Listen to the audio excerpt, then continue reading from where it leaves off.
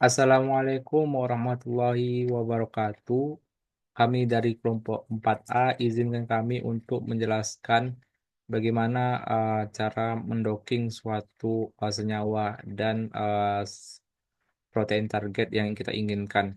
Nah, untuk itu kita akan mula-mula itu ke PubChem dulu. Itu saya akan jelaskan. Nah, ini PubChem kita bisa ketik di laptop atau itu terkait websitenya pubchem.ncbr.in. Nah, masukkan senyawa yang kita inginkan dari metabolit sekunder yang kita cari, itu misalnya kayak hexabiopilon. Setelah itu enter. Nah, di sini ada batch match-nya. Kita klik yang batch match-nya. Selanjutnya, kita klik names identifier. Nah, di sini kita cari itu smells-nya. Inilah kode smells-nya. Ini kita akan bisa memprediksi toksisitasnya di Protox. Sekian dari saya lanjutkan.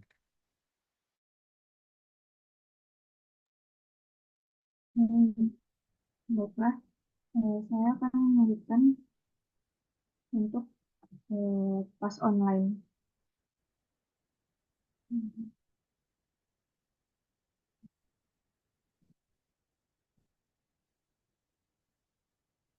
Jadi yang pertama itu kita buka pas online, lalu login, klik edit new compound, lalu smiles. Kita buka option tadi, lalu kita copy smiles-nya, tulis di sini get prediction. Lalu akan didapatkan seperti ini. Kita klik PA besar dari 0,7, klik OK. PA besar dari 0,7 itu berarti hasil prediksi komputasi tidak jauh berbeda dengan yang bulat. Lalu langkah selanjutnya itu kita buka Swiss admin. Kita copy smells dari caption tadi,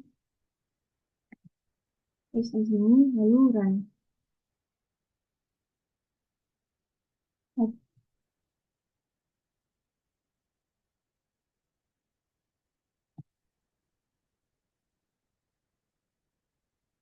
Lalu akan tampil seperti ini. Kita amati apakah mematuhi aturan Lipinski.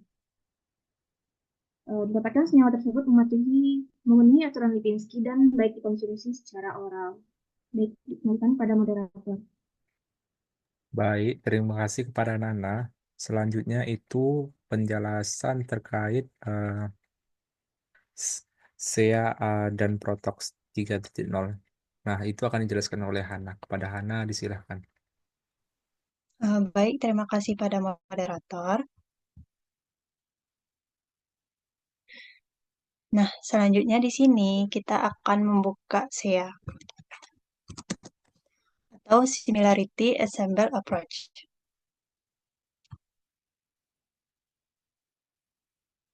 Nah, di sini kita tempelkan smile dari senyawa tadi, lalu klik trace ya. Nah, web ini digunakan untuk menunjukkan target molekuler potensial.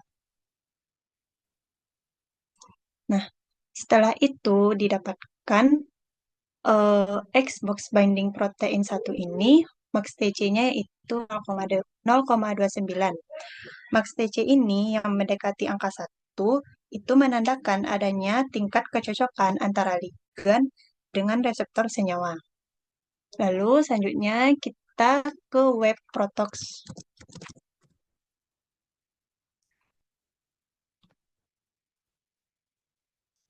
Nah, web ini digunakan untuk melihat tingkat toksinitas suatu obat.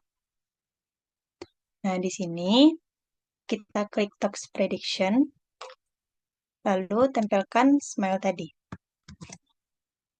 Lalu scroll ke bawah, di bagian organ toxicity dan juga toxicity endpoints, kita centang semuanya.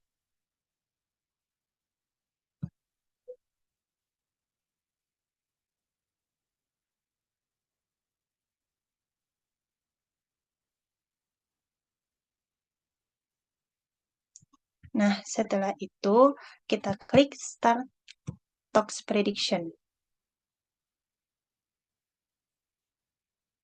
Nah, didapatkan LD50-nya atau lethal dose 50-nya adalah 1190 mg per kilogram, di mana LD50 ini adalah dosis senyawa yang menyebabkan kematian pada 50% populasi uji. Biasanya dilaporkan dalam miligram per kilogram. Nah, dalam hasil ini, senyawa ini memiliki LD50-nya sebesar 1190 dengan kelas toksisitasnya yaitu kelas 4 yang artinya itu masih berpotensi toksik pada dosis tertentu. Mungkin sekian penyampaian dari saya kembalikan kepada moderator.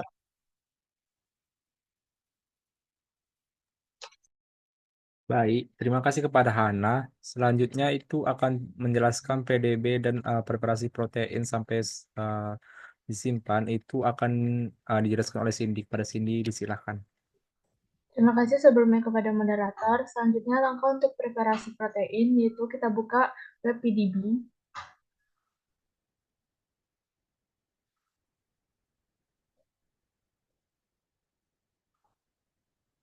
Lalu kita search 2-GPU.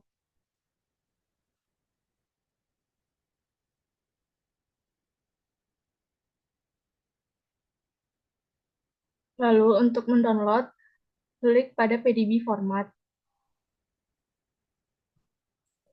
Setelah terdownload, kita masuk pada aplikasi MOE. Lalu masukkan file yang sudah di-download tadi.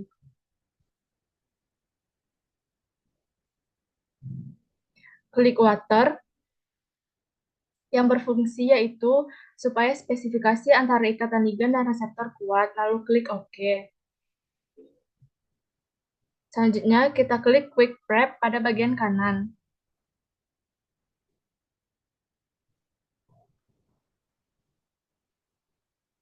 Lalu klik OK.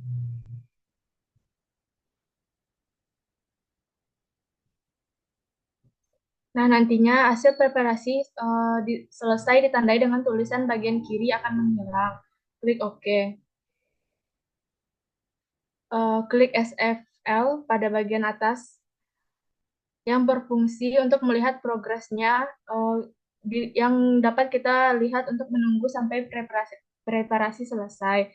Lalu untuk menyimpan file, klik File, lalu Save dengan nama hasil preparasi 2-GPU. Setelah di-save, maka hasil preparasi sudah selesai. Selanjutnya saya kembalikan kepada moderator. Baik, terima kasih kepada Cindy telah menjelaskan tentang PDB dan preparasi protein. Selanjutnya itu akan dijelaskan oleh Zahara tentang preparasi senyawa di download di PubChem sampai disimpan. Pada Zahara, silakan. Baik, terima kasih kepada moderator. Selanjutnya kita buka atau kembali dulu ke PubChem.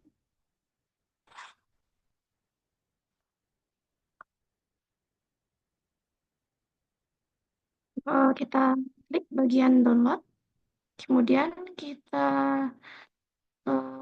klik bagian 3D Conformer atau SDF. Setelah kita download, kita buka web aplikasi MOE. Selanjutnya kita klik Open, lalu kita klik bagian download. Kita klik bagian file yang sudah download tadi, kemudian kita klik OK. Klik OK lagi. Baru kita klik bagian compute. Kita klik energy minimize. Lalu kita klik bagian force file. Kita klik fix charge. Klik close. Dan kita klik pada bagian gradien untuk mengubah gradiennya. Gradien yang pilih yaitu pada bagian bawah.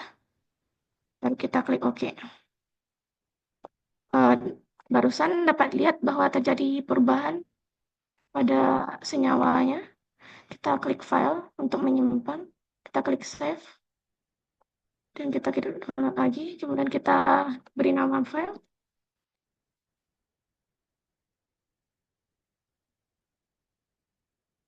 Kita klik OK. Baik, sekian. Saya kembalikan kepada moderator.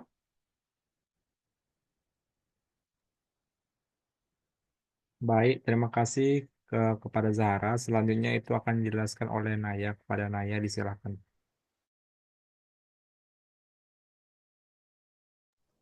Baik, terima kasih kepada moderator. Selanjutnya itu untuk proses docking.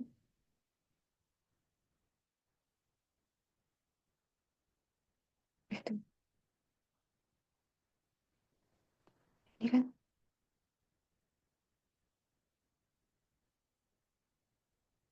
Proses docking itu pertama kita masukkan protein yang udah dipreparasi tadi.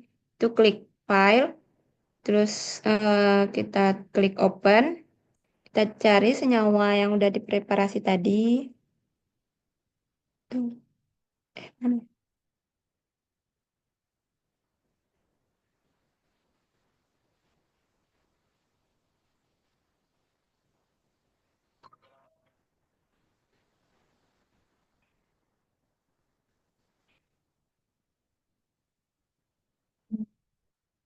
Terus kita klik OK. Udah muncul proteinnya. Terus selanjutnya untuk senyawanya kita tekan klik compute. Terus kita klik dock. Terus kita masukkan senyawanya di bagian ligan yang udah dipreparasi tadi. Kita cari di dokumen yang kita simpan. Senyawa yang kita gunakan yaitu isapepilon. Terus kita klik OK. Lalu kita tekan run.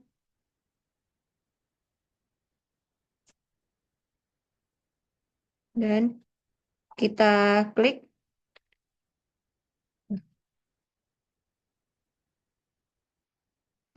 klik SPL untuk melihat kerja dari docking tersebut hingga nanti muncul tulisan finish. Itu tandanya udah siap ngedocking.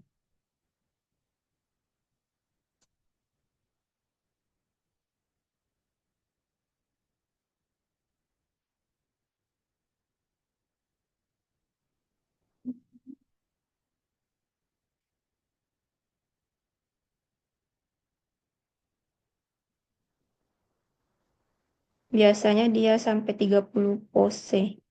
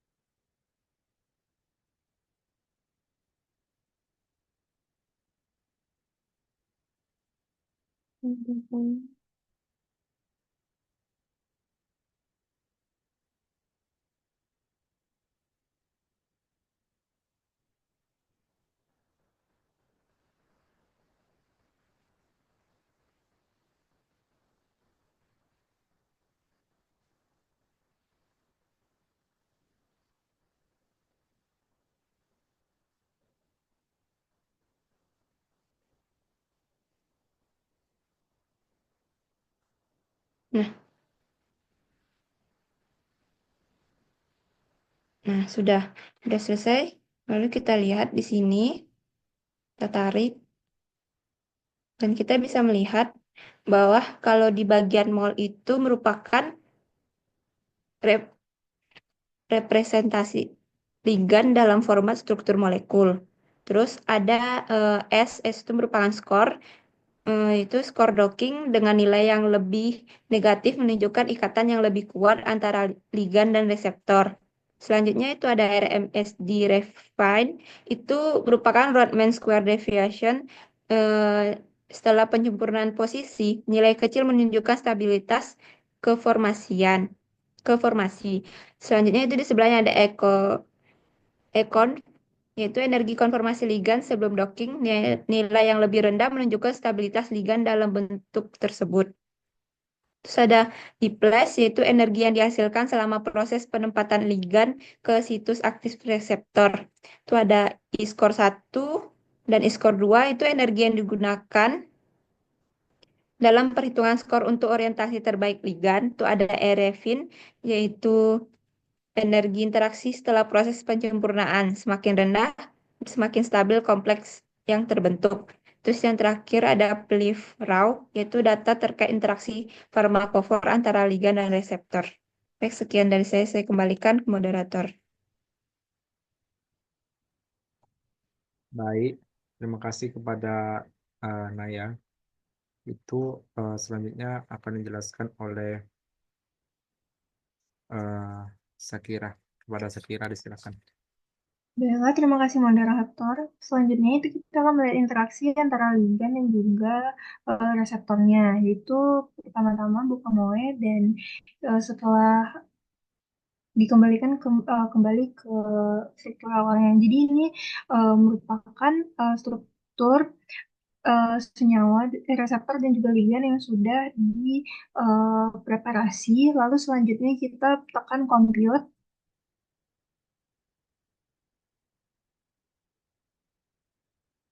Lalu tekan ligand interaction. Lalu terpampang visualisasi interaksi ligand interaction diagram pada moe.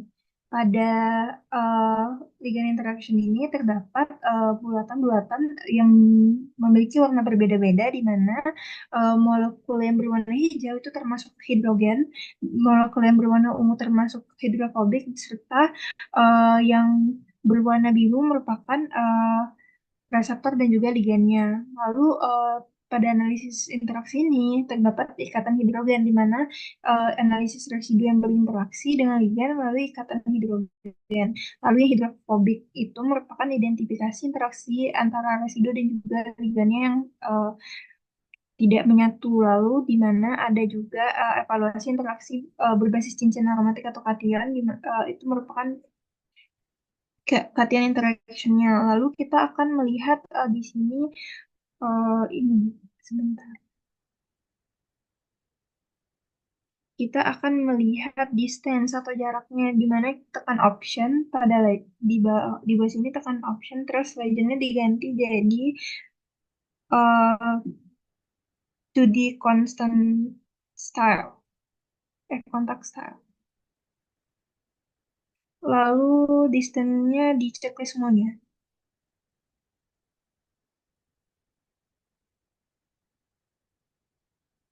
Setelah itu apply.